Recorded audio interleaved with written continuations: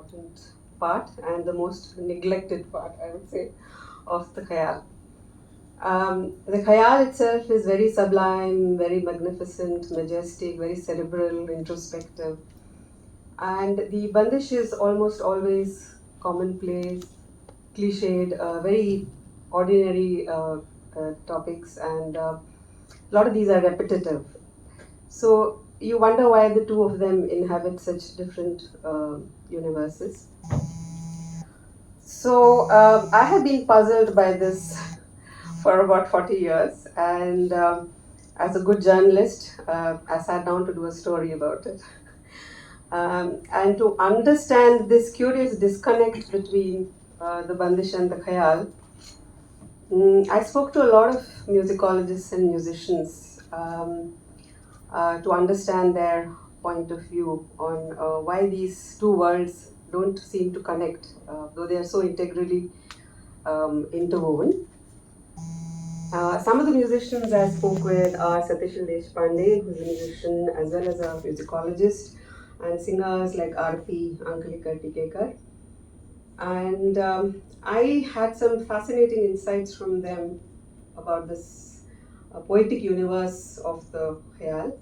And I thought I would share it with you this evening because it really explains a lot of things. So, to get started, I thought I'd start with something really lively. In the early 1950s, there was a film released called Boot Polish. I don't know how many of you recall the film. And it was one of those films to which all children were taken from school, I remember. And it featured this incomparable star, David. Uh, uh, and it had a really funny comic drut composition or fast composition called Lapak Lapak Tu Are Badarwa. And it had all the typical tropes of a khayal, and it was very funny.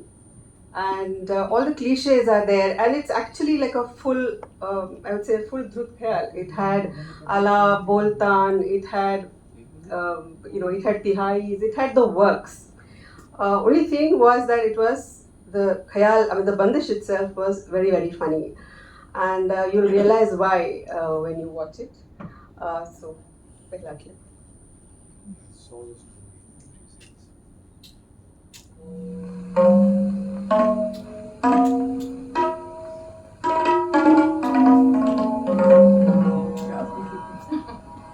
Lapak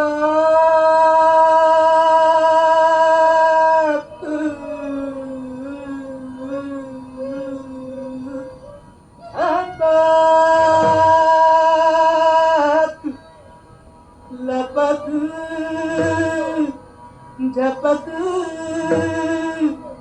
Lapak Japak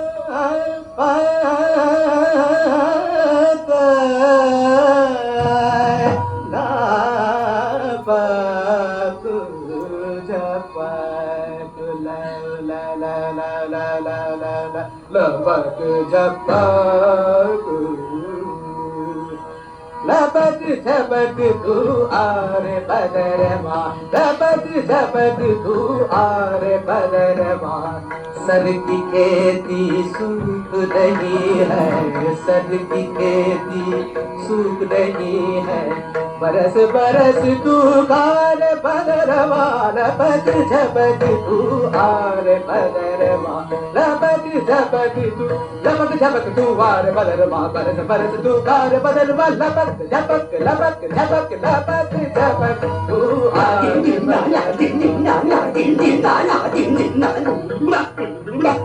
झपक झपक तू are बदरवा लपक झपक तू are झगड़ झगड़ कर पानी. So I'm sorry to have to cut this. I'm sure all of us would have loved to watch this to the end. I do suggest that you go home and watch it because it had me in splits. This is of course Malhar and Drut composition in Malhar. So all the elements of a Drut khayal, but of course comedy. Towards the end was Drupad. Yeah, actually, yes, yes. And there is much more in the song. I mean, it's jam packed with elements.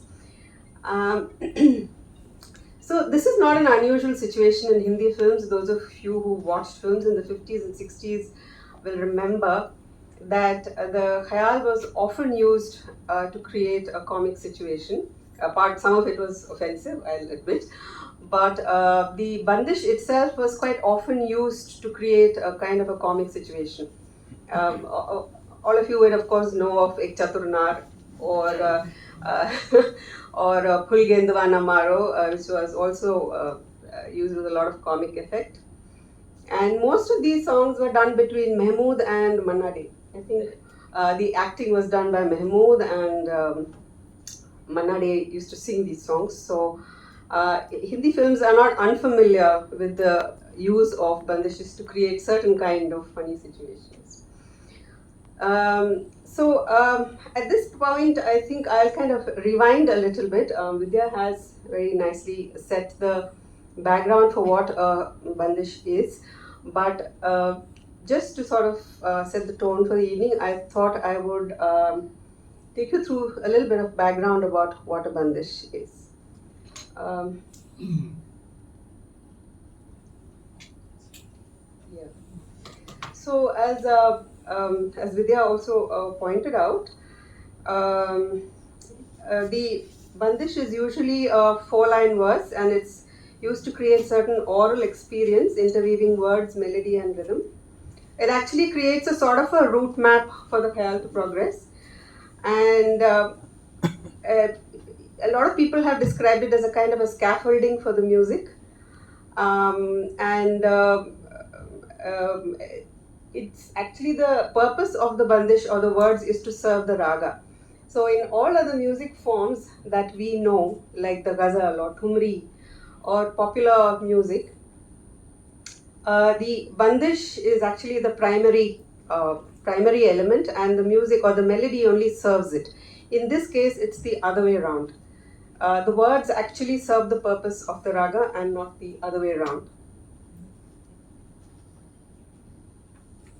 So most bandishes are there. Are, actually, I know of none that are set in Hindi as we know it. Most of them are set in Braj Bhasha or Avdhi or Bhojpuri. It could be that because these languages have open vowels, lots of open vowels that allow you to play with the music. And there are also those composed in Punjabi, Marwari, and Sindhi as well. And occasionally, in fact, quite often, you also run into one set in Persian. So, who composed these bandishes? Uh, the sort of granddaddies of bandishes, I would say, were Adarang and Sadarang. They were musicians from the court of the 18th century Emperor Muhammad Shah, and their stamp is on practically every well-known khayal that we hear, and the name is mentioned usually, I think in the Mukra Antra usually. Usually in the Antra. Usually in the second line of the Antra, their name will be mentioned. But were they the only ones? No. In the 19th and 20th century, a lot of musicians, a lot of singers made their own compositions, and it was considered prestigious for a musician to have a body of compositions to his or her name. And Agra Gharana is believed to be the most prolific with his compositions. And some of the names of the greats are here. Vilayat Hussain Khan Sahab, who called himself Pranpia, Ratan Jankar Sahab, who called himself Sujan, Ramashray Jha, who was Ramran, and Jagannath Bua Purohit, who called himself Gunida. So that was the first lot in the 19th to 20th century.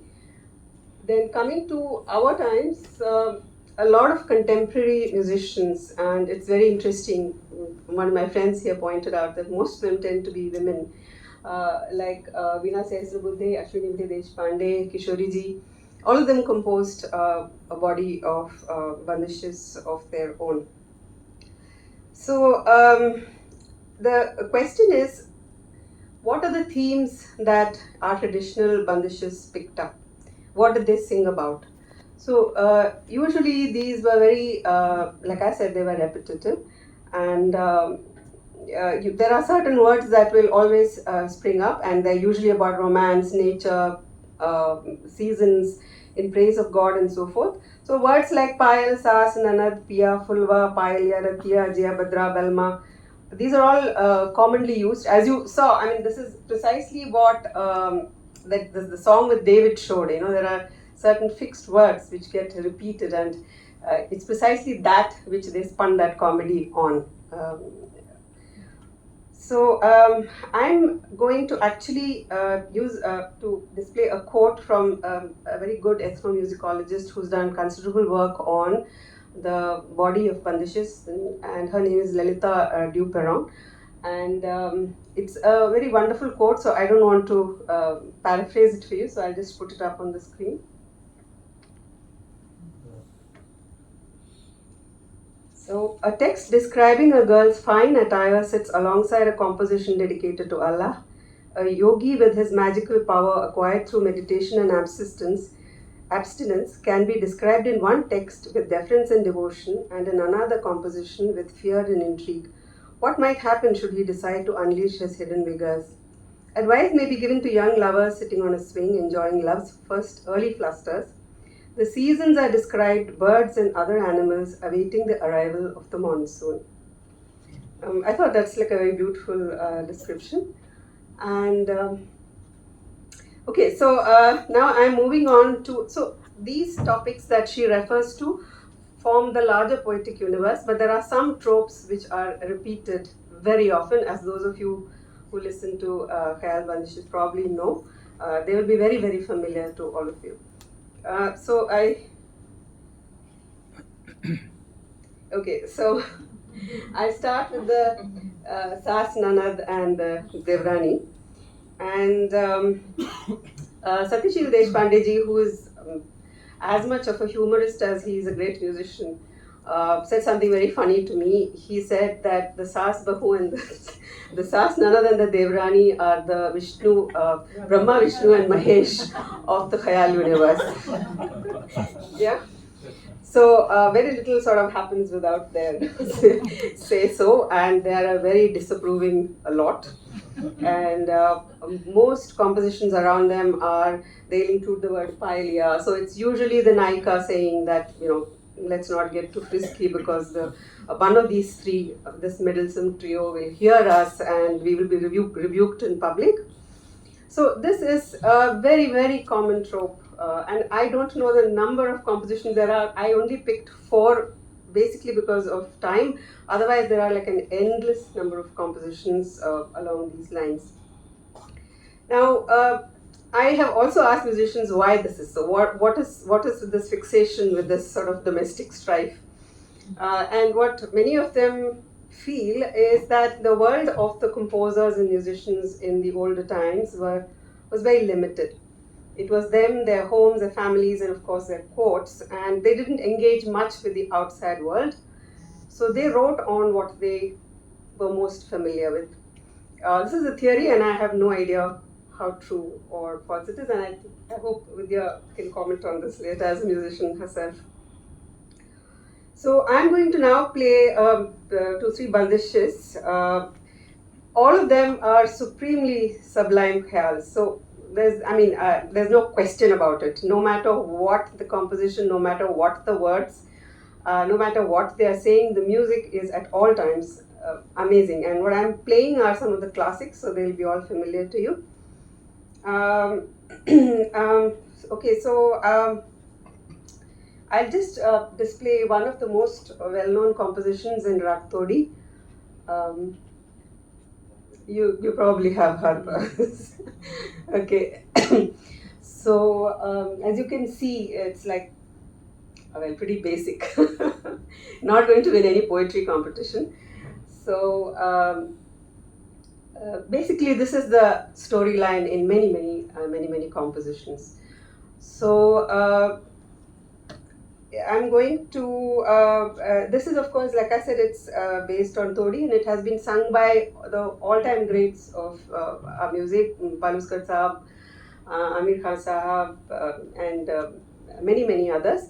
What I'm going to play is like a small clip sung by Padmavati Shaligram, and so here's the composition.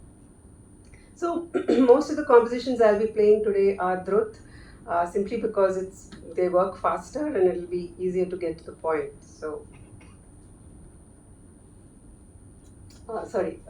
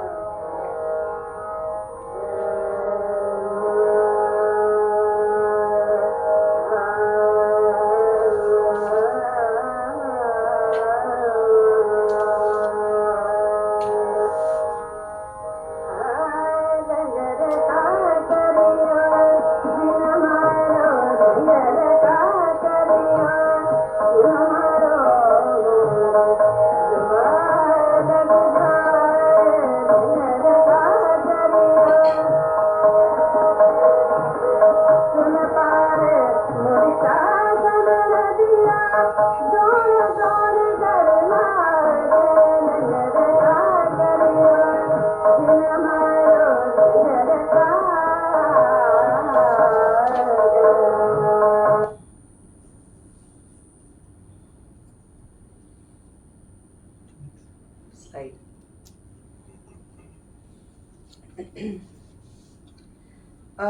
So, just a moment. Okay, so the question here is, why is the Bandish, why is the poetics of the Bandish, or why is the literature of the Bandish so unimportant, or why does it not matter?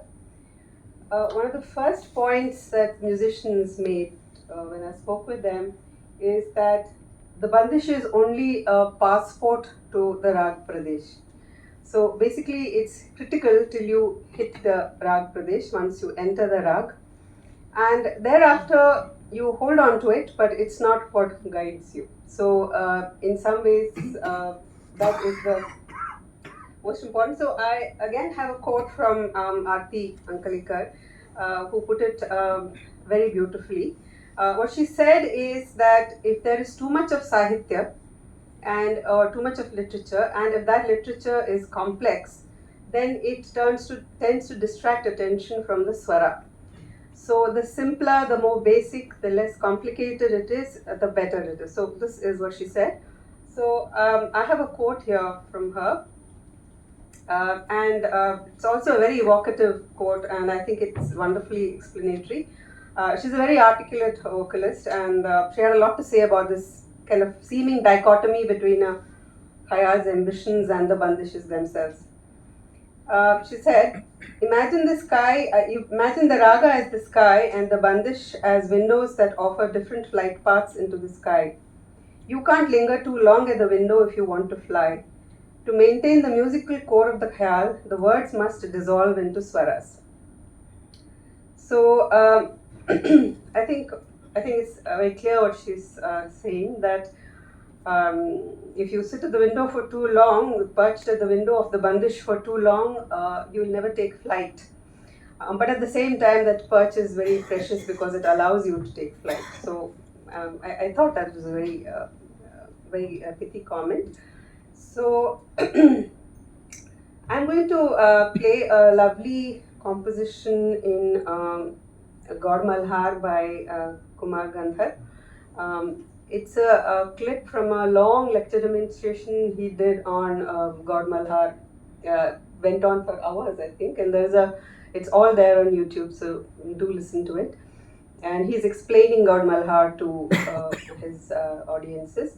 And the great thing with this clip is that it is without any rhythm accompaniment, so it's totally without any tabla. So you can hear how he is using words to sort of enter the Rag Pradesh, as they say. And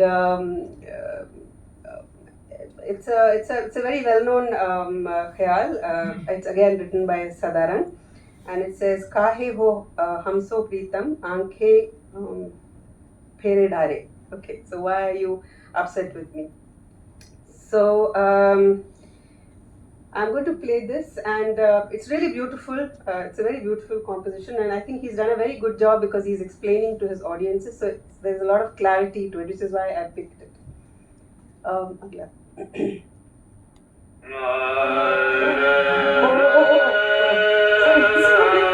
इसके पहले और Oh, I'm sorry. I had a whole lot of other Sasana Nadia songs, so maybe we can listen to a couple before you move on to Kumarji's. Yeah, right. Sure, Sure. we'd like to Yeah, listen yeah. to Sorry, it. I'm so sorry. I know, I totally. Baja dijiye. Completely. Yeah. So actually, here is actually Fayaz Khan Saab's Nat Bihar, and the words he plays with, as you all know, as most of you would know, is Jhan Jhan Jhan. So he just uses those three words to play with the whole space of the raga, and no matter what the bandish is, he's like king. So yeah, sorry. Chala dijiye.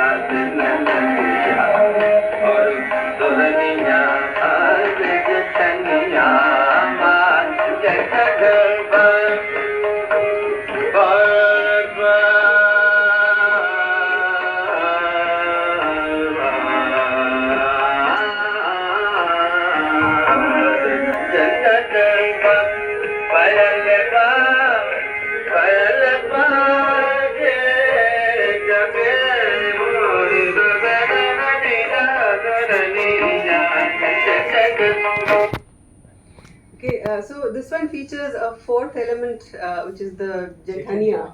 It's brought in the Jetania as well into this Bandish. The next composition I want to play is in Puryadanashri by the great Bhimsen Joshi ji, Payaliya Jhankar Mori, again a classic. And I quite love it, and something that always struck me that all these male singers with their really muscular voices and they're singing these sort of ultra feminine compositions. I always find it very interesting. Yeah. So this is Bhimsen Joshi ji singing. It's a video clip from Doordarshan, I think. Payaliya Jhankar Mori. Payaliya Jhankar Mori, Payaliya Jhankar Mori, Payaliya Jhankar Mori, Jhanana Janana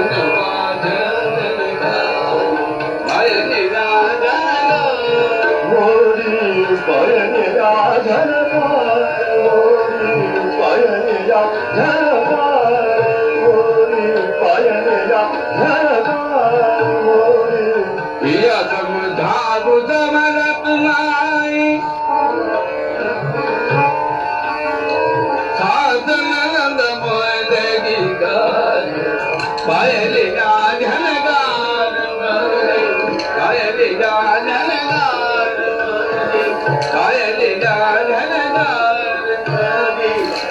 Payaliya Jhankar Mori, Payaliya The last clip I have from the whole Sasnanath Payal world is Kishori Amonkarji singing Jaunpuri. This is one of her oldest records, Chum Chananana, Chum Chananana.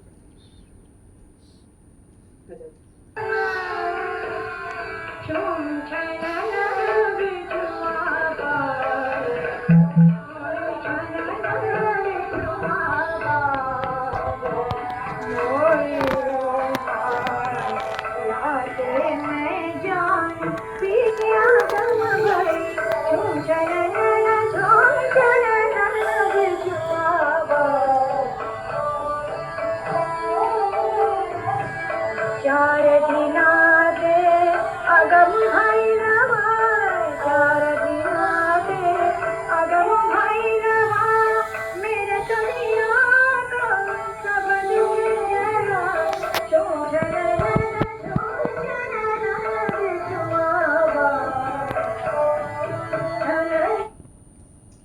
Okay, so that's the end of the Sasnanad saga. So we now get back to Kumar. Yeah, so as I was saying, that this clip that I will now be playing is a fantastic illustration of how words matter but don't matter in a khayal. So he basically uses two words, kahe ho, and that's all he uses, and he kind of lays the whole map of the rag out for you. A very expressive and emotive piece of music, I think. तो जरा बजाइए.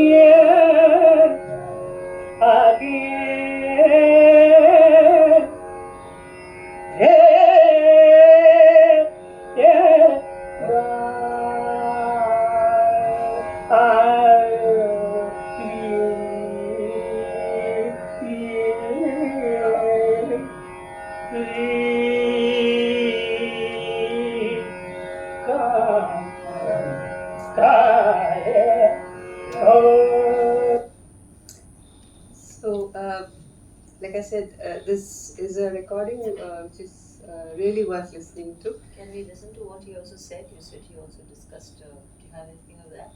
You said he spoke also, right?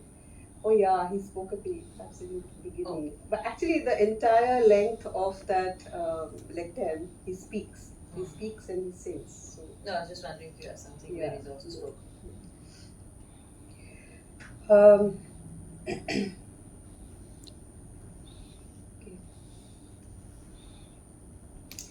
Okay, so this sort of, how shall I say, indifference to the Bandish is not uniform across gharanas. Those that lay very heavy emphasis on the exposition of the swaras treat the words with a little more disdain than the others. And it's normally said that it's the Kirana Gharana with this very heavy emphasis on swara structure and swara progression, which is actually very good at mauling the words because they're so immersed in the melody that the words become absolutely secondary to the music. So I'm going to now play a clip by Vincent Joshiji again, and I have to say, like, there is actually, I meant to tell you an anecdote. It's quite likely that many or most of you have heard this anecdote. It is said that, and I don't know how true it is, it's quite likely apocryphal because I have not met anybody who actually heard Joshiji say this joke or met anybody who said this joke, but it's accepted as a truism in the world of Hindustani music that at the Savai Gandhar festival, when he sang once, he mixed up the antara of one rag with another bandish. He mixed it up. So somebody pointed it out to him later and said that, you mixed up the... And he sort of dismissively said that even if I was to replace the words with my telephone number, nobody would notice. Okay. This joke is like widely shared and very popular, and it's usually kind of flourished to show you the place of the Bandish in Khayal. And I don't, like I said, and I've heard this joke told in many different ways. I have heard the telephone number replaced with the postal address. I've also heard it said that Kesarbai Kerkar made the same joke. So I have no idea about the veracity of this, but it is often cited. This idea that Bandish matters very little. So I am then going to play Bhimsen Joshiji's two compositions in Gaud Sarang. Both of these are part of a live recording. I think they were held somewhere in Maharashtra because he's speaking in Marathi. Does he tell his telephone number? No, he doesn't tell us his telephone number in this. So I heard this composition many decades ago, and I had no clue what he was singing. I couldn't understand the words. I loved it, but I had no idea what he was singing. And it was only recently when I spoke with Satyashilji for the article that he actually unpacked the Bandish for me. So basically, it is Sayo Menu Ratadi. Okay, so this is alternately cited as Datadi, Ratadi, Ranadi. Nobody really knows, and Satyashilji seems to be the only one who has any idea what it means. It's obviously in Punjabi or Sindhi or something like that, or some nearby language. And he very sweetly at the start of the concert lays down the Bandish. He says what it is, but having laid it down, then he goes on to do whatever he wants to do with it. So I have included his voice and the little introduction at the start, primarily to hear the Bandish itself, and also because I love the sound of his voice. So, clip 7. आता मी गौड सारंग जातो, मग एक मराठी अभंग आहे, मग बाबुल मोरा. जास्ती वेळ नाही घेणार, पण ज्यांना घाई असेल जेवणाची तरी जाऊ.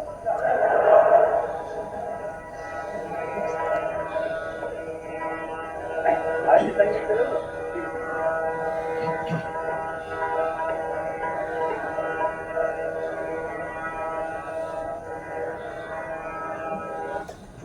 जसं राग आरो आरो वक्र आहे, तसंच विजेचे बोल, अस्थायी अंतरा, विलंबित द्रुत सगळे वक्रच आहे.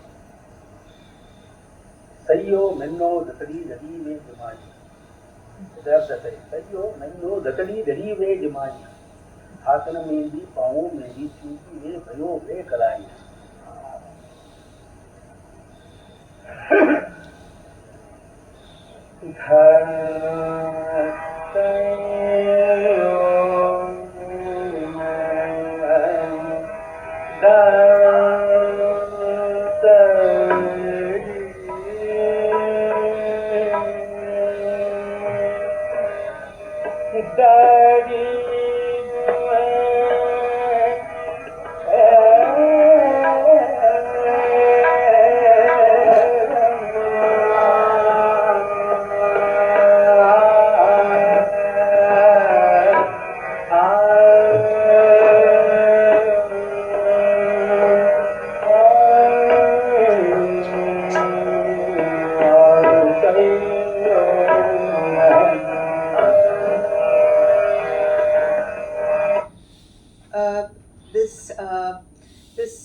Same concert had a Drut composition, which was again, I think, in Punjabi.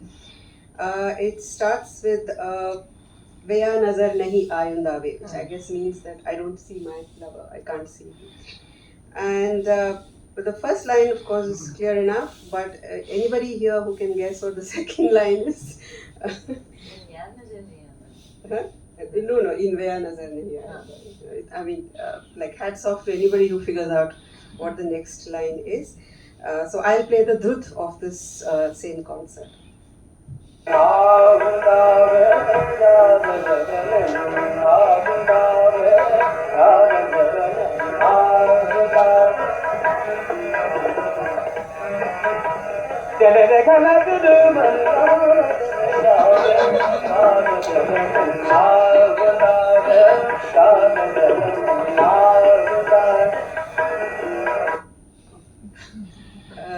So that's that.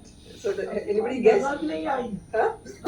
नजर नहीं आई ना वो तो पहला लाइन तो सबको समझ में वया नजर नहीं आयुंदा No, even the second one is phase again nazar, I thought. Actually, there is another word. This I've heard someone else also sing it. It's Yeah. this an old gramophone record where one of the boys has sung it, and in that the words are a little more legible, and it goes यार नजर नहीं आंदा वे रहंदा वे इन गलियन में मेरा यार नजर नहीं आंदा. Oh, how lovely. And then the अंतरा दूर दूर रहंदा नेड़े नहीं आंदा. झूठी कसम दिखलांदा वे मेरा यार नजर. Oh. Did you, But this is something else. This is not that clearly. would you like to hear it again? Yeah. Do you know what the Sayo Beno, the No, 32nd line? ये जो अभी बजाया वो एक बार बजा देंगे.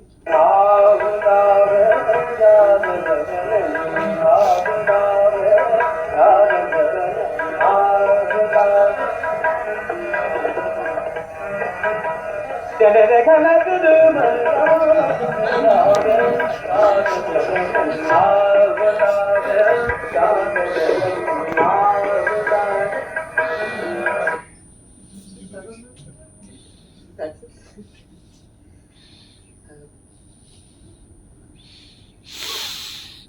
Okay, so that was Kirana Gharana. I think another important issue that Satyashilji raised was that the tempo in which you generally opt to sing affects how you use words or how words are represented in your singing. That those who prefer to use drut composition, very fast compositions, or those who choose to sing ati vilambit, which is to say the very slow, both have the disadvantage that the words will never be clear. And one of the examples he gave was Amir Khan Saab, who is of course known for his ati vilambit singing. And you know, like if you stretch out a word like Barakha Ritu over kind of several minutes and seconds, the word will lose its form. There is no way that the word will retain its form over that length. And of course, if you are singing very fast, then again you tend to chew your words. So tempo is very important in the clarity and importance given to words. I'm going to now play a clip by Ulhas Kashalkarji. And in fact, Vidya and I were talking about his compositions the other day. He is, of course, a Lambit man. And it's very hard to understand his a lot of his bandishes. So I'm going to play a composition in Lalit Pancham, and he sings it very often, and it's clearly one of his favorites. And it's a composition of for the season of spring, and it's really beautiful. And I have to tell you that the first time I heard it, probably at IHC, and I wanted to hear it again, and for the life of me, I didn't know what to look for because I couldn't get the words. And I think it was my friend Partho who told me what it actually is. So it actually is starts with Udat Bund, and thereafter, I don't know what it is. Maybe Vidya can help us with this. So yeah, so I'll be playing this clip by Ulhasji.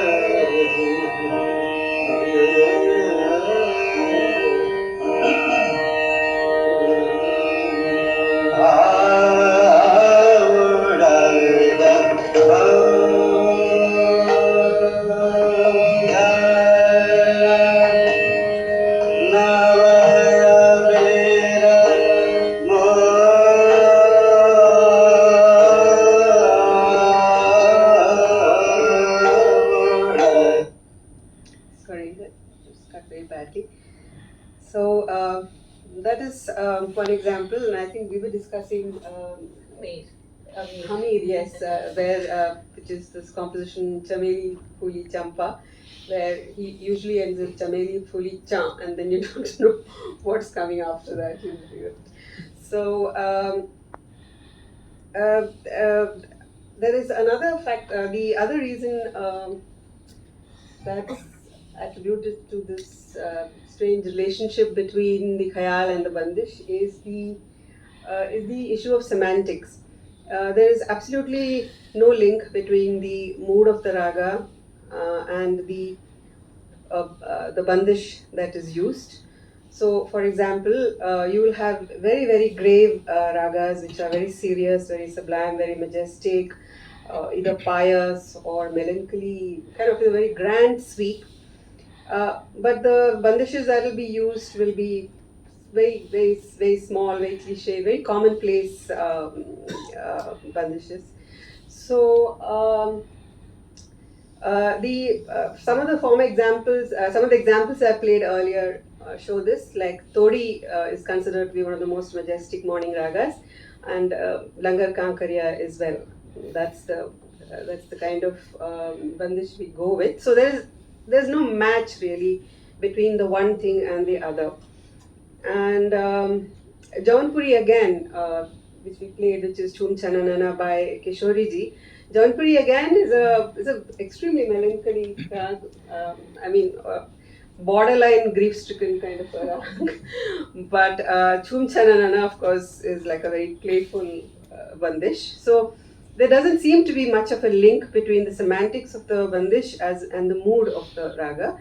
So to illustrate this, I'm going to play a composition in Ahir Bhairav, which is again a morning raga and again a very grave and a very beautiful rag. And this one is sung by Pandit Jasraj. And I'll get to what the disconnect between the mood of the rag and the lyrics are once you hear it.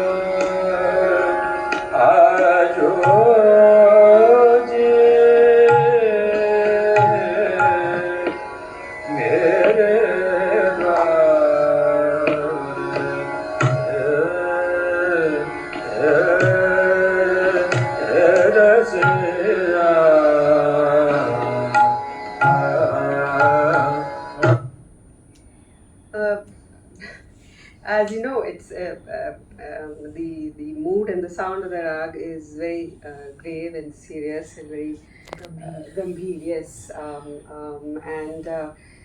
But again, it was Satyajit who explained the lyrics to me, which is Rasiya Mhara Amhalara Rata Mata. So we've all gone through, I have at least gone through most of my life listening to this without a clue what it means.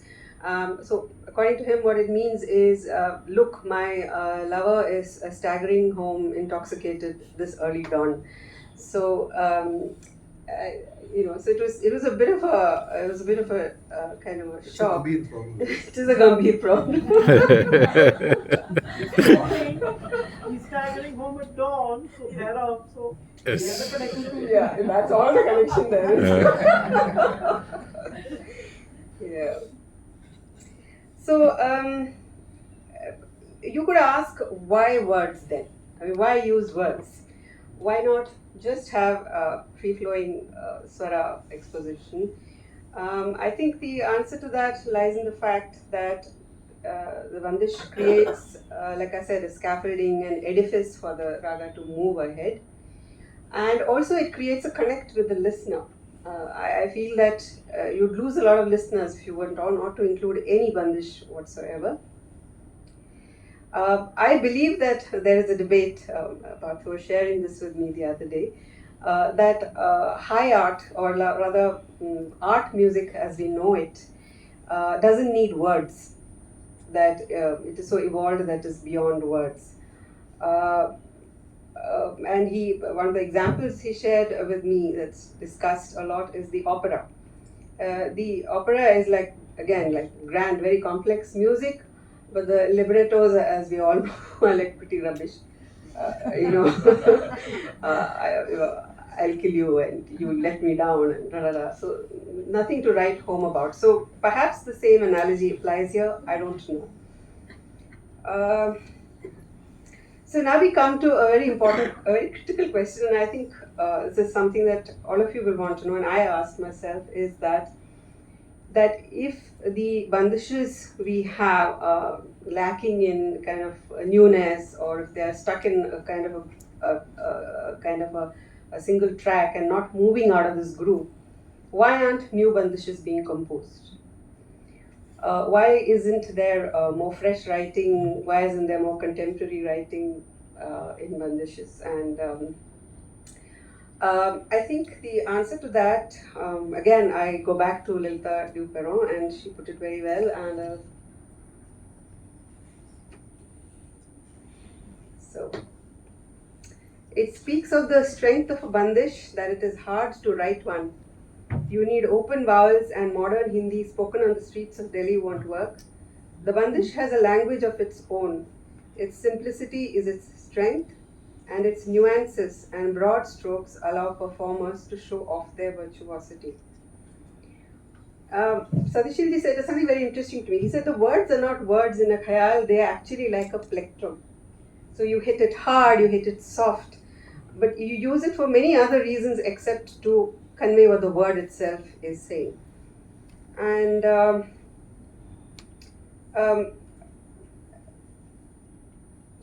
I spoke with Aarti again. She said something interesting to me, and I was just discussing this with Vidya also, that she was called to Nagpur to give a recital based on the works of Kalidas. It was a Kalidas festival, and she was asked to pick from his works to write a bandish around.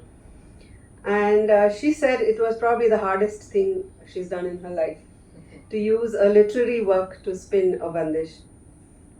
And she gave me an example of what she finally ended up composing, and I'll just read it to you. It's I Milan ki Bela Bina Mudrika Dushyant ne Na Simrat Shakuntala. So it seems pretty complicated to me, and I'm sure she did a fantastic job, but for the life of me, I don't see how this would sort of fit in to the general Khayal's creative universe.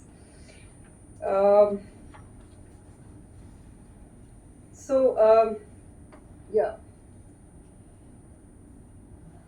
So this is not to say that new works have not been done in Hindustani music, and as many of us know, that Kumar Gandhar led the way, likely, in moving out of the cliched themes of the Khayal Bandish. And as you know, he brought in Kabir, he brought in nature, he brought in seasons, he also brought in the folk elements of Malwa. And he spoke about the farmer, about the heat, about toil, about the soil. And he brought in a lot of elements that were unusual in Khayal music. So I am playing a lot of Kumarji in this session, but I don't think it can be avoided because he was the man who actually made a really dramatic shift in the creative landscape of the Khayal, particularly the Bandish. So I'm going to play 3 of his compositions, one after the other. The first of these is in Hamid, and it's a lovely composition. It's Ajab Duniya Jariya Kahan Hai. There were many other such compositions which he wrote about. Nimorika, which was about the neem, the tree of the neem tree, how it flowers. So the first composition is, as I said, in Hamir. So.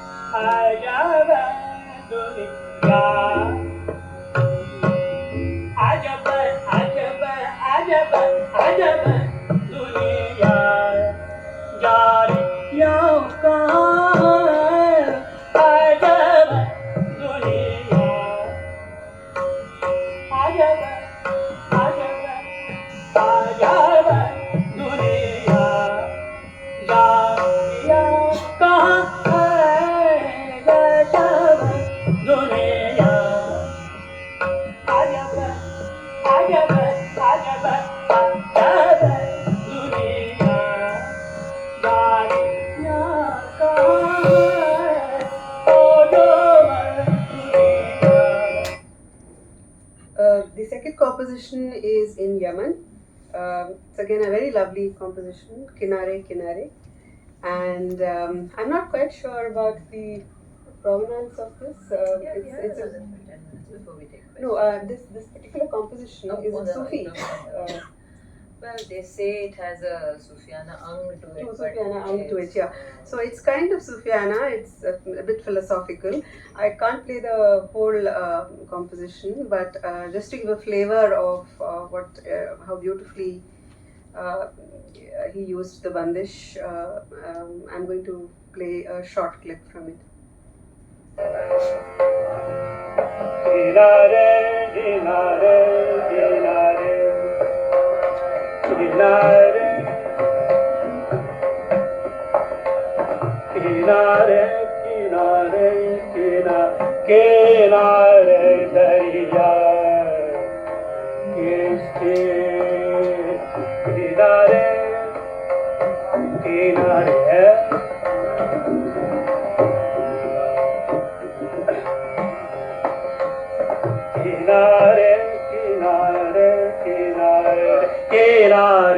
dariya, kiske kinare,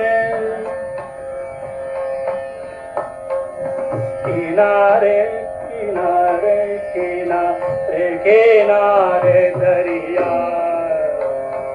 kiske kinare,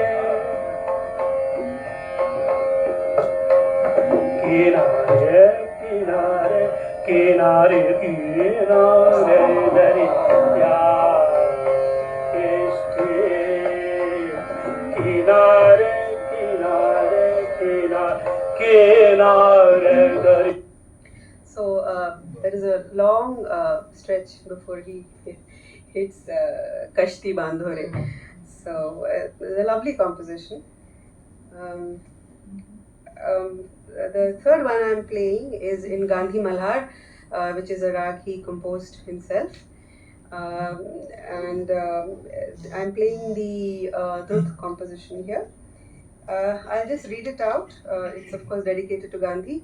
It says, "Tum mein sab roop, ek hi path, ek mantra, samata sakar." There is a Lambit composition as well, but I'm just playing through though.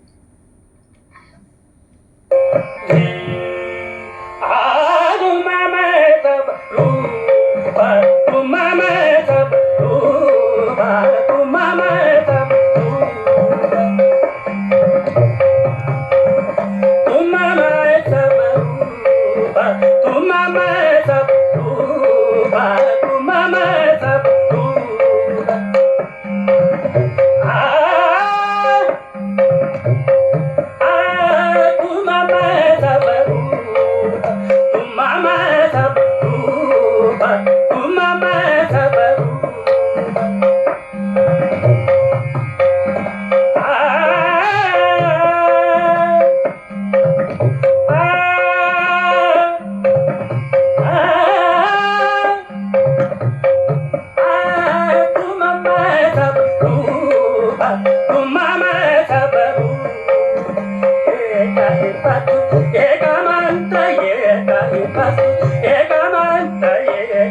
पत एकानि पत एकानि पत एकमंत समता साका तुमम. Okay.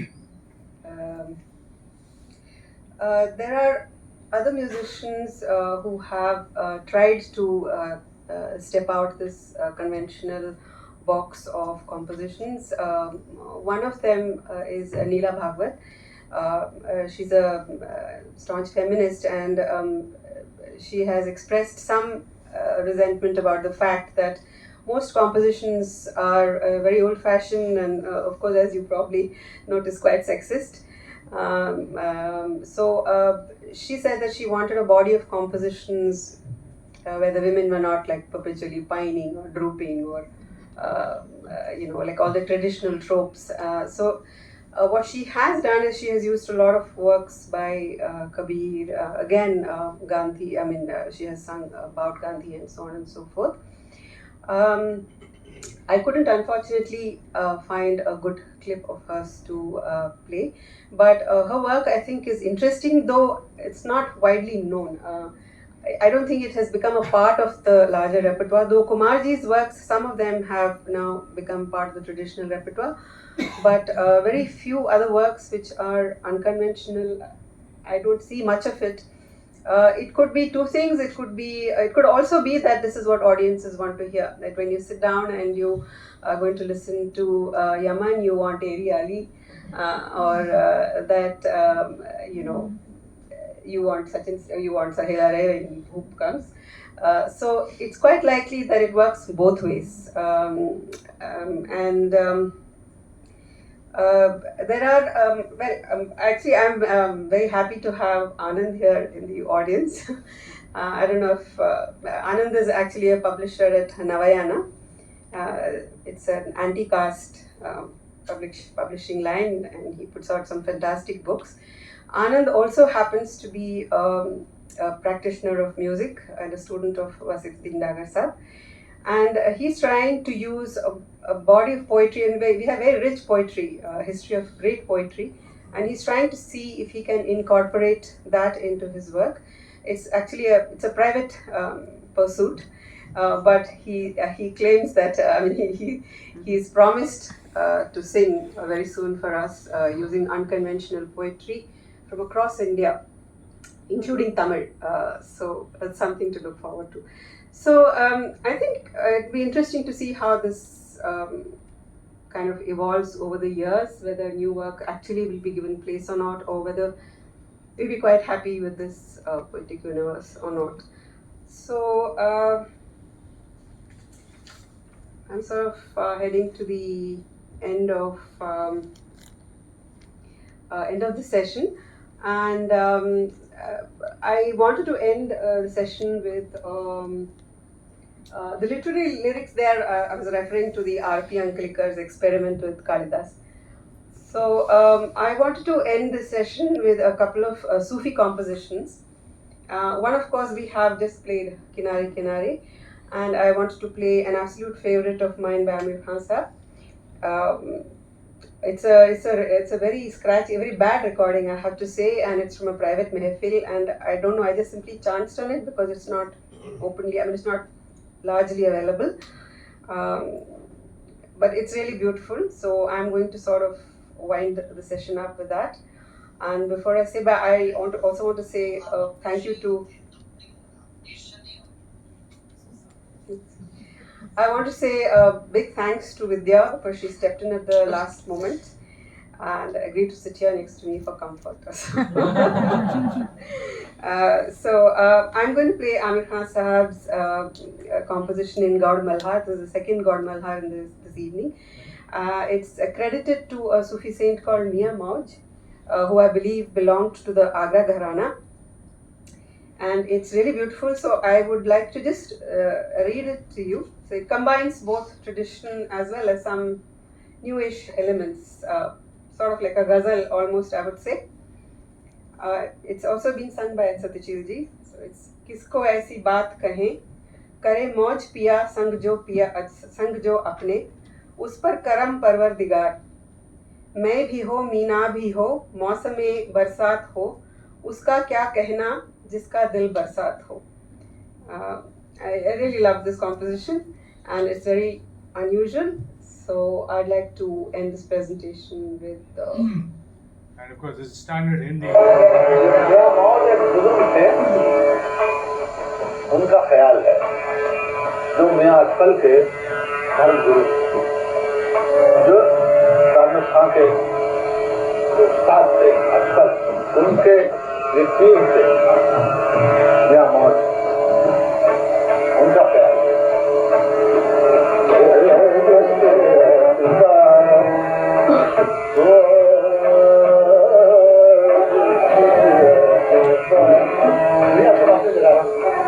हमें बहुत आनंद